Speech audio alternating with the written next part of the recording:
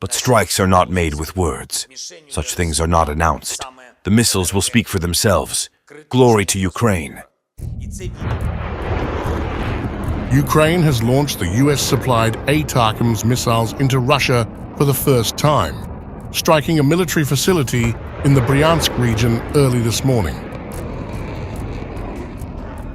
According to Russia's Ministry of Defense, 6 ballistic missiles targeted the site, with 5 intercepted by S-400 and Panzer air defense systems, and 1 causing minor damage after fragments sparked a fire.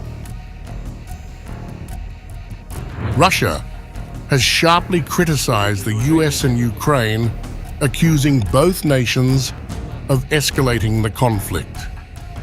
Russian Foreign Minister Sergei Lavrov emphasized that high-tech missiles, such as the ones used in the attack, would not be possible without American involvement.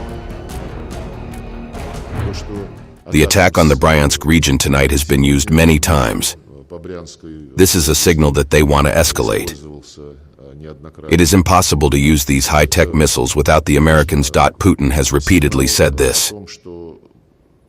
He has warned about how our position will change if the long-range missiles they are talking about, up to 300 kilometers, are approved.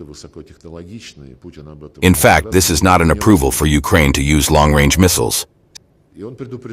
This is just an announcement that we will now hit up to 300 kilometers. With Ukraine already firing ATACMS, they have triggered a direct challenge to Russia's newly revised nuclear doctrine. This doctrine explicitly allows a nuclear response to conventional ballistic missile attacks, particularly those backed by nuclear-capable states. Russia now views Ukraine's action as a severe provocation that tests Moscow's red lines on retaliatory measures.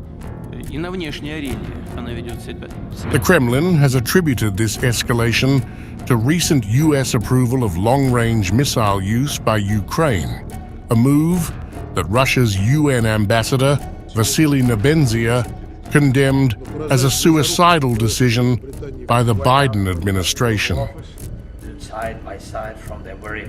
Nebenzia warned that Western support is dragging Europe closer to catastrophic consequences.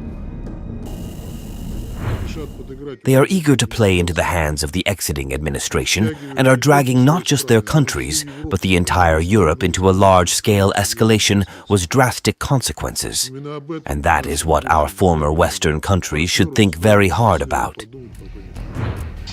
As the conflict teeters on the edge of nuclear escalation, Russia's stance has amplified fears of a retaliatory strike that could dramatically alter the trajectory of the war and global security.